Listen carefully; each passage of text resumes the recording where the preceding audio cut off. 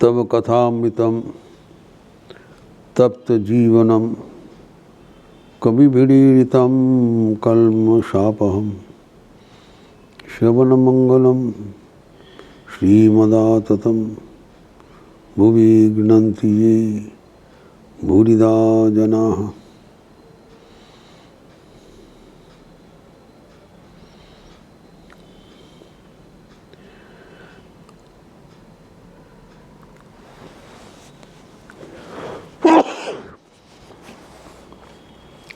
भगवान दत्तात्रेय जी की 24 गुरु में हम देखते हैं, एक एक गुरु से एक एक चीज़ सीखा।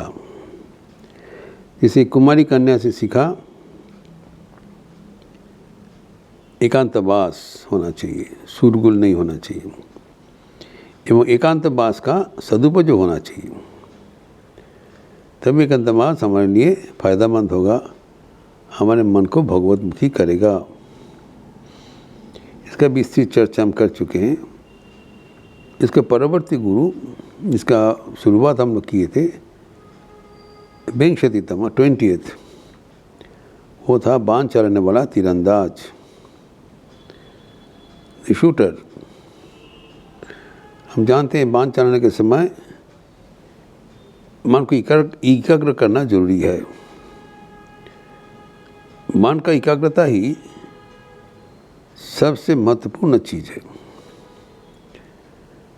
मन को एकाग्र करने से मन का भीतर जो सारी सुप्त शक्तियाँ हैं वो विकसित हो जाते हैं। इसलिए स्वामी विवेकानंद ने कहा, मनुष्य जीवन में सफलता का रहस्य है एकाग्रता। The secret of success in life is concentration of mind। इसलिए मन की एकाग्रता के ऊपर हमारे शास्त्र में विस्तृत चर्चा हुआ है।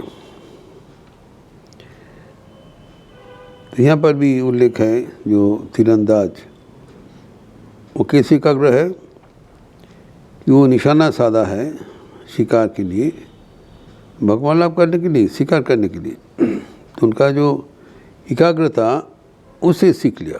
जो अगर अपने शिकार के लिए इतना एकाग्र हो सकते हैं, अगर हम भगवान के लिए इतना एकाग्र हो जाए, तब कितना सुंदर हमारे जीवन का अग्रगति होगी। यही बात उनका कहा था। नाउ तो कि किस प्रकार की एकाग्रता होता है, उसको उदाहरण से बताया। बारात करके कोई बर लेके जा रहा है, वो शूरगुल है रास्ते में, जो कृषि उस जमाना में होता था, रोशनी वो देखिए, और ये भी वो आनंद से अगर वो चल रहे। तो लेकिन जो तीरंदाज है उसका बिल्कुल ध्यान में नहीं आया, सुनाई नहीं पड़ा। ये कहानी में है कि जब वो बजा के चले गए, उसके पश्चात एक व्यक्ति आया जो कि वो बारात से छूट गया था।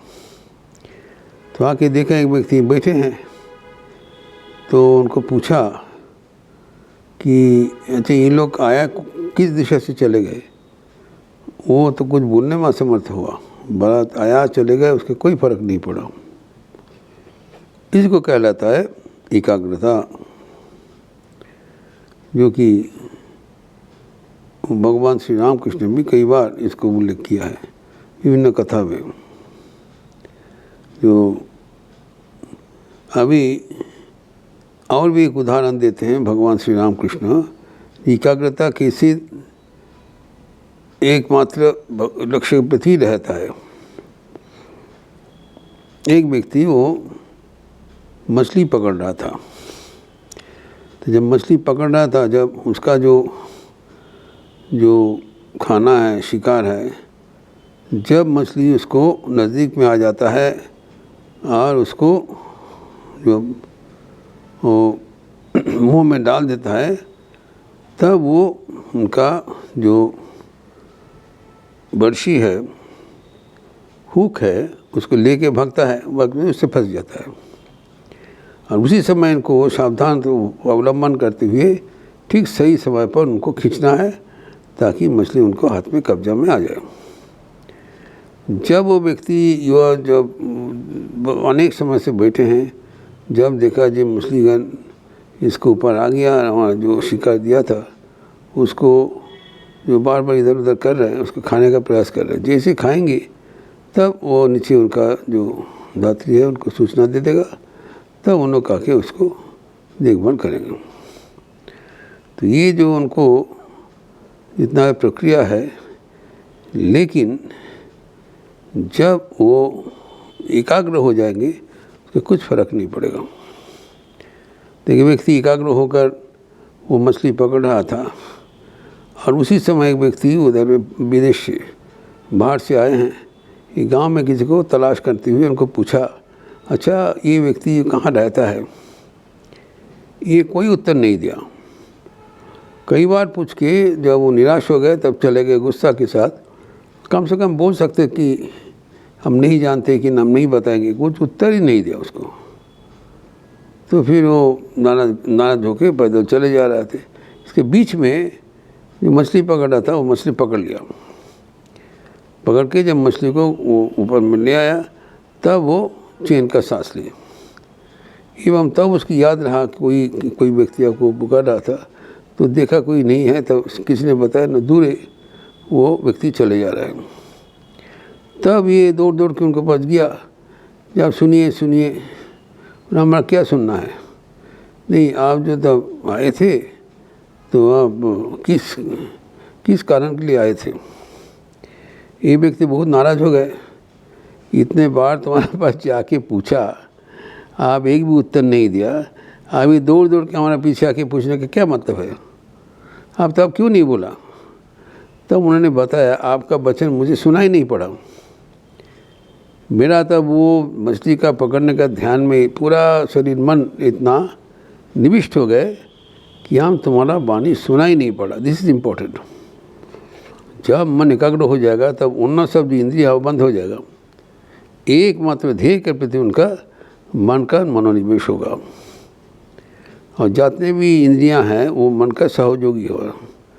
लक्ष्य के ऊत मन को ले जाएगा, न कि लक्ष्य के विपरीत दिशा में। ये हमने याद रखना चाहिए कि जो हमारे जीवन में जो संभावना है वो करने के लिए तो ठाकुर प्रतिबद्ध है, उसमें कुछ बंदोबस्त नहीं है। लेकिन जब हम लोग कोई एकाग्रता से काम करेंगे तब हमारा लक्ष्य का हमारा बन जाएगा। एकाग्रता बिना कुछ होने वाला नहीं है। एकाग्रता वो जो तीरंदाज से दत्तात्रेय जी ने सीखा था। तो एकाग्रता कितने महत्वपूर्ण है, भगवत गीता में जो ध्यान योग में भगवान ने बताया कैसे मन को एकाग्र किया जाए। तो छठा अध्याय का 13वें श्लोक में भगवान कहते हैं, समम काया शिरो ग्रीवम धारयन् अचलम स्थिरम। धारयन् अचलम स्थिरम,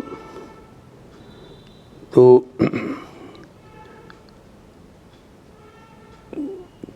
जो शीर ग्रीवा एवं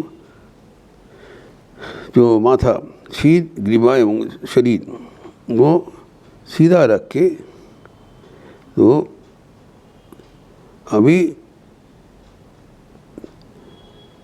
जो हमारा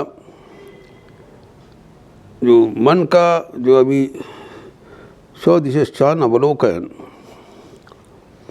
समम कायो शिरोध्रीवम नचलम धारम स्थिरम संप्रेक्ष नासिकाग्रम समदिशान अवलोकन। कैसे करके बैठने से मन एकाग्र होगा, उसका रहस्य भगवान उद्घाटन कर दिया भगवद गीता में। पहले आसन के बारे में बताया, ऐसी करके बैठो ताकि तुम्हारा मन स्वभावतः स्थिर हो जाए। मन को स्थिर रखना चाहिए। मन की एकाग्र करने का मतलब है मन अगर स्थिर हो जाए तभी भी एकाग्र होगा ना। तो मन का स्थिर करने का उपाय बताया कि शरीर, यद्यपि पूरा शरीर ही शरीर कहलाता है, तो काय, इधर में शरीर कहाँ से बताया, रीढ़ का हड्डी तक, कमर के ऊपर से गले तक, इसको शरीर कहा है। ये अतः रीढ़ का हड्डी सीधा रहे, वर्टिकल, काय एवं माथा शीर सीधा रहे, एवं ग्रीवा वो जो गला, तो गला और रीढ़ का हड्डी और माथा एक सरल रेखा में रहे। उस अवस्था में रखने से मन बहुत जल्दी ही शांत हो जाता है, एकाग्र हो जाता है। ये गया एक चीज़ आसन।